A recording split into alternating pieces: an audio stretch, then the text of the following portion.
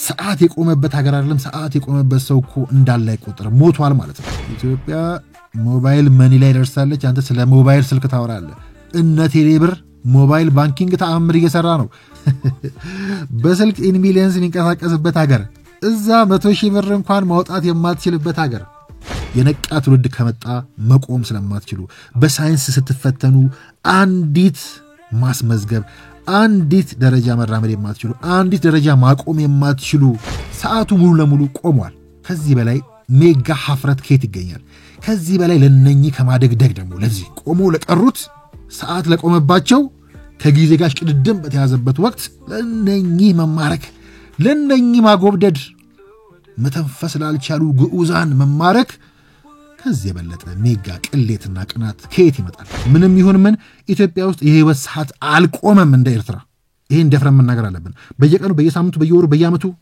ወደፊት ሲንቀሳቀስ የምናየው ዛሬ ብቻ ሳይሆን ትርጉም ያለው ለትውልድ የሚተርፍ ነገ ሲንቀሳቀስ የምናየው ሰዓት አለ ወረደኑረ አላዋጣንም ፍላከስካይ አላዋጣንም ሆብሎ ገሎ መሞት ላይ ዳዳው ከእንግዲህ ብረት ከብሶኗል ልዳው አዲሱ ትውልድ ሀሳብ ነው ሜዳው ቱሪዝም ዋነኛ ወደፊት የምንንቀሳቀስበት ዘርፍ መሆኑ የገባቸው ያልገባቸውን የኛን አሽከሮች የሚልኩበት እነሱ አዳባይ ላይ ደምና ጭቃ ስራችንን ሲለቀልቁ የሚሉበት ሚስጥር እዚህ ውስጥ ነው ያለው ከዚህ ውስጥ ሜጋ ሀፍረት በተወሰነ መልኩ አጋርቻችሁ ነበር ኢትዮጵያ እንግዲህ ወሳኝ የኢኮኖሚ መስኮች ናቸው የኢኮኖሚ ዘርፎች ናቸው የምሰራባቸው ናቸው ካለቻቸው ውስጥ አንዱ ቱሪዝም ነው ቱሪዝም ብቻ ግን ሳይሆን ግብርና ማኑፋክቸሪንግ ማዕድን አገልግሎት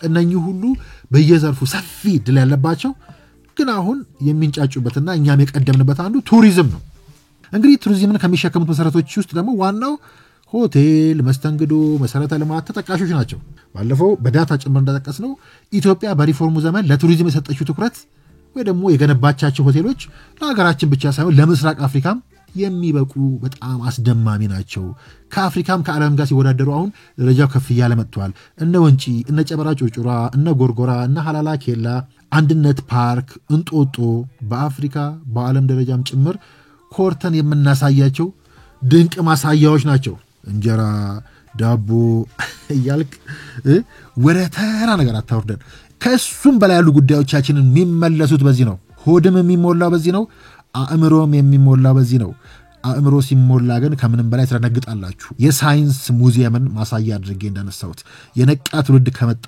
መቆም ስለማትችሉ በሳይንስ ስትፈተኑ አንዲት ማስመዝገብ አንዲት ደረጃ መራመድ የማትችሉ አንዲት ደረጃ ማቆም የማትችሉ መሆናችሁ ስለሚገለጽ ስንነቃ ብርሃኑ ሲበራ ትደነግጣላችሁ ሻማ ሻጭ ሊነጋ ሲል ይጨንቀዋል ይርበተበታል ይፈራል እንደምለው ማለት ነው ስለዚህ ከአፍሪካም የምንጠቅሳቸው የቱሪስት መዳረሻዎች ናቸው ዳታዎችን ጠቅሰን ከዚህ በፊት ማሳይተናቸዋል እንግዲህ ኢትዮጵያ ከቀዳሚዎቹ ሀገሮች ተርታ ባትዘረዘርም ቀደም ብለን ባነሳ ነው አሁን ግን እነ ሐላላን እነ ጎርጎራን ሁሉ ሰርታ የአረንጓዴዎች ላይ ሰራቻቸው ነገሮች በሙሉ ተመዝግበው ቢታይ አሁን ዓለም ላይም ቀዳሚ መሆኗ አጠያቂ አይደለም ሰሞኑን የሚወጡ ዳታዎችም እንደዛ ያሳያሉ ከሜጋ እድገት ጎን ለጎን ግን ይሄ ተዘርዝሮ ማልቀኛ እድገት እንዳለ ሆኖ ሜጋ ሀፍረትን በየቦታው እንደሞላ ቀደም ብለን ያነሳናቸውና ሌሎች አሁንም ከጎረቤት ሀገራትም እየመዘዘን ከኤርትራ ጭምር የምናያቸው እጅግ በጣም ሁነኛ ማሳያ ናቸው በቅርቡ አንድ የሰራ ዶክመንተሪ እያየው ነበር በየቀኑ በርግጥ እንደዚህ ዶክመንተሪዎች ይወጣሉ ኤርትራ ላይ አንድ ቱሪስት አስመራ ውስጥ ያሳለፈውን ጊዜ ለዓለም አጋርቶ የተመለከተበት ሁላችንም ያየንበት አሁንም ሰሞኑ ስናይ እንደነበረው ይሄ ቱሪስት ማንንም ይሁን ኤርትራን አገኛለሁ አናግራለሁ ብሎ ወደ አውራ መንገዶች ዜጎቹን ለማናገር ይወጣል መንገዱ ባዶ ነው አንድ ሰው እንኳን አይታይበትም ከተማው የተወረረ ይመስላል እስቲ ለምን አልባቱ ብሎ ወደ ሆቴል ያመራል ሆቴሉም ሰው የለውም እንግዳ የለውም ኢንተርኔት የለውም ከዓለም የተቆራረጠ ከህይወት ጋር የተለያየ የማይተነፍስ ሆኗል እንግዲህ ይሁን በቃ ብሎ ግንባታዎቹን እየወዘራያል ህንጻው በጣሊያን ጊዜ ተዘርቶ ቆሞ እንደቀረ ነው በጣሊያን ጊዜ የተገነቡ ናቸው መንገዶቹን ቢወዱ መሰረተ ልማቱ አንድ ቦታ ጥቂት ቢታደስም ያው ጣሊያን የሰራው ነው ግን እኔ በሄድኩበት ጊዜ የታደሰም አላየሁም የተበሳ ህንጻ እንኳን መጠገን አልቻሉም የፈረንጁ ቱሪስት ባየው ነገር ሁሉ ተስፋ የቆረጠበትን እንዲህ መሰል ዶክመንተሪ በየቀኑ ታገኛላችሁ። የህይወት ሰዓት ቀጥ ብሎ የቆመባት ሀገር ናት። ጓዶች ያስደነግጣል እኮ ሰዓት የቆመበት ማለት እኮ ይሄ እኮ ሲምቦላይዝ አድርጉት። ሰዓት የቆመበት ሀገር አይደለም፣ ሰዓት የቆመበት ሰው እኮ እንዳለ አይቆጠርም፣ ሞቷል ማለት ነው። በጣም እኮ የሚያስደነግጥ እኮ ነው። የኛ አሽከሮች ደግሞ ሄደው ባለፈው ሳይ ነበር እንደዚሁ የኛን ስም ደጋግሞ የሚያነሳው ስሙን ራሱ እኔ እንደዛ ሰዎች ስማቸው መጥራት ጠየፋለሁ፣ ግን ይሄ ዛራ ሚዲያ የሚባለው ነው አይደል? ባንዳነት በአደባባይ ጌጥ ሆኖ ሲመጣ ባለፈው ያያዩት ስልክ በኢትዮጵያና በአስመራ በጣም ብናየው ብዙ ጉዳይ የሚወጣው ወደ ቨርቹዋሉ አሁን ወደ ሳይንሱ እድገት የሚመጣው ወደሚያለቅሱበት ጉዳይ የሚወስደን ግን ኤርትራ ውስጥ ከኋላ ስልክ ኪሳቸው ስልክ ይዘው ሲሄዱ አይቶ ነውና ስልክ አይሰረቅም ኤርትራ ውስጥ አስመራ ውስጥ ብሎ ተደምሞ በባንዳነት ሲያደገድግ ሳይው ደነገጥኩኝ። ስልክንም ሀገርንም የቆመንም ሀገር አለማወቅ በጣም ያስደነግጣል። ኤርትራ ውስጥ ሲጀመር ስልክ አለ ወይ? ስልኩንስ ብትሰርቀው ምን ልታደርግበት ነው? ይህ ሰው በነገራችን ላይ የቴሌን አገልግሎት መስጠት ሁሉ ሲያጥላላ ነበር ከዓመት በፊት። ባንዳነት የተጀመረው እንዳይመስላችሁ ከዓመት በፊት ኢትዮጵያ ወደዛ ስልክ አገልግሎት ጀመርኩ ትላለች። ምን ስልክ አገልግሎት አለና ምን በቀረበት ዘመን ዋትስአፕ በምናምን ዘመን ይላል። ኤርትራ ውስጥ እኮ ኢንተርኔት የለም ጓዴ። ሞባይሉን ከባንክ እኮ ብር ተመጥሎልን የምታወጣው ከባንክ የምታወጣው ብር ስልክ እንኳን አይገዛም። የሰረከውን ስልክ እንኳን መግዣ ብር ማውጣት አትችልም ከባንክ። ስልክ ሲጀመር አገልግሎት አለው እንደ ኤርትራ ውስጥ ጓዶች። እንዲህ ትንሽ ብንገልጣቸው አስደንጋጭ። አሁን የነካሁት ጉዳይ ከኢኮኖሚ ጋር ተያይዞ ራሱን ችሎ በስፋት የማነሳው አሳፋሪ ኢትዮጵያ ሞባይል መኒ ላይ ደርሳለች። አንተ ስለ ሞባይል ስልክ ታወራለህ። እነ ቴሌብር ሞባይል ባንኪንግ ተአምር እየሰራ ነው። በስልክ ኢን ሚሊየንስ የሚንቀሳቀስበት ሀገር፣ እዛ 100,000 ብር እንኳን ማውጣት የማትችልበት ሀገር። በስልክ አይደለም እያልኩ ያለሁት ባንክ ሄደህ ተሰልፈ መንግስት ፈቅዶ ፈርሞልህ ባሮጌ ሳይክል ይደመማሉ እኮ እነኝህ ሰዎች። ስንት ሺህ ኪሎ ሜትር እኮ የሳይክል መንገድ ተሰርቷል በመላው ኢትዮጵያ። ሳይክሉ እኮ ዘምኗል እኮ። ባረጀ ሳይክል የሚቀና አገልግሎት በማይሰጥ ስልክ የሚቀና ኢትዮጵያ ውስጥ የፈለከውን ነገር ብትሰርቅ የምትያዝበትንም ጭምር ያሟሉ መሰረተ ልማቶች ናቸው እነኝህ። ለማንኛውም ራሱን ችሎ መለሳሉ ሰዓት እንዳልወስድ ብዬ ነው። ስለዚህ ሰዓት የቆመበት ሀገር ማለት እጅግ አስደንጋጭ ነው። የህይወት ሰዓት በአስመራ ብቻ አይደለም በኤርትራም ከቆመ 30 ዓመታት ተቆጥሯል። ኢኮኖሚ የለም፣ እድገት የለም፣ እርምጃ የለም። ሰዓቱ ሙሉ ለሙሉ ቆሟል። ከዚህ በላይ ሜጋ ሀፍረት ከየት ይገኛል? ከዚህ በላይ ለነኚህ ከማደግደግ ደግሞ ለዚህ ቆሞ ለቀሩት ሰዓት ለቆመባቸው ከጊዜ ጋር ቅድድም በተያዘበት ወቅት ለነኚህ መማረክ፣ ለነኚህ ማጎብደድ፣ መተንፈስ ላልቻሉ ግዑዛን መማረክ ከዚህ የበለጠ ሜጋ ቅሌትና ቅናት ከየት ይመጣል? ራሳቸውም እንደ ሀገር መቆም ያልቻሉት በቅናት ስለሆነ ማለት ነው። እንደ ጎረቤት ተጠቅመን ባህሩን እንግዘፍ በጋራ እንደግ ስንል እምቢ ብለው ከጎረቤት ስናገኘው የደነገጡ ዛሬ መካከለኛው ምስራቅ ያለችበት ሁኔታ አስቡት። ከዚህ ጉዳይ ጋር ተነጥሎ የማይታይ ነው። እኛም የምንፈልገው እኛም የሚያስፈልገን እነሱም እንደ ሀገር መቀጠላቸው አሉ። ደግሞ ሚዲያ ላይ በሚዲያ ስም አሰላለፍ ላይ ራሱ ኢራን እስራኤል እያሉ በጣም ሲንበጫረቁ የምናየው ታላላቆቻችን። ጉዳዩ ከሀገር አንጻር መመርመር ያለበት ከጀመርነው ጉዳይ አንጻር መታየት አለበት እና የገጠሙን ባላንጣዎች እንደዚህ ናቸው። ሰዓቱ ሙሉ ለሙሉ ለቆመበት ሀገር እንዲቆም የሚታገሉ ለቆመበት ሀገር የሚማረኩ ለዛ ተላልከው ሊያቆሙ የሚጣጣሩ ዓለም ግን እንደምናየው ፍልሚያ ውስጥ ያለችበት። አዎ ደግሞ አለው ከዚህ በላይ ሜጋ ሀፍረት የለም።